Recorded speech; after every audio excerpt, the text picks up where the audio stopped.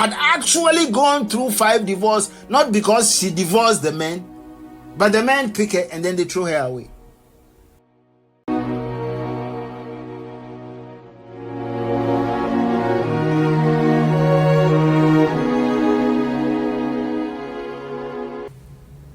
That is the impression anybody who reads this particular text gets. But in those days, it was the men who divorced the women. If you read Matthew chapter 5 verse 31, Jesus gave a strong warning against divorce. It was the men who married the women and divorced them. A man could divorce you for any reason. He could divorce you because he doesn't like you anymore, or he's found somebody else. He could divorce you because your food is not nice. He could divorce you because you can't have children. He has any reason. He can take any reason and divorce you. He can even divorce you without any reason. And Jesus said to them in Matthew 5:31 that you can only divorce a woman because of infidelity, not any other reason.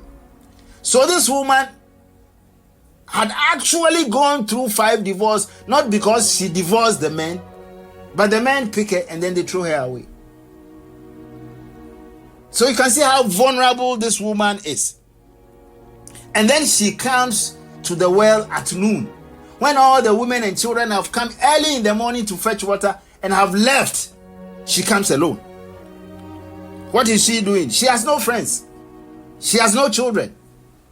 She's avoiding the gossip around her. People know that men marry her and leave her. And currently she's living with a man who is not married her. She's afraid of the public humiliation. This is the kind of woman who had come to the well.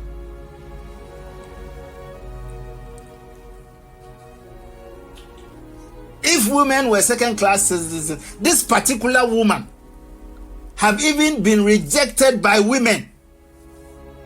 This is how low this woman was when in the hierarchy of society. That even among women who were second-class citizens who should form unions and protect themselves, they had rejected this woman. And this was the woman who a rabbi was talking to in broad daylight. Let us look at Christ himself. The text says that he had to go through Samaria. Why? For a rabbi in those days, a Jewish rabbi, you had no business going to Samaria, interacting with Samaritans. No way. It was an abomination to have an open conversation in public with a woman. No, it was not acceptable. And then teaching the woman, engage in a face-to-face conversation with a woman. And to a large extent, making public declarations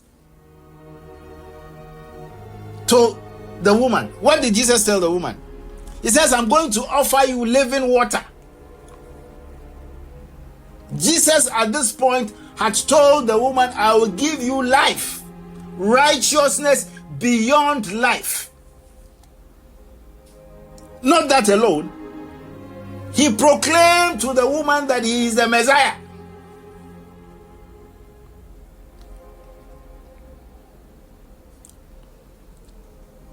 Jesus knew who he was talking to. He had to pass through Samaria because it was obvious at this point that he had to meet this woman. My friends, what is the response of a woman like this? After hearing that a man can talk about her and her past, her eyes were opened. After that husband conversation, sir, I perceive that you are a prophet. She was ready to receive the living water. She was empowered to share empowered to share, even with the very people who had rejected her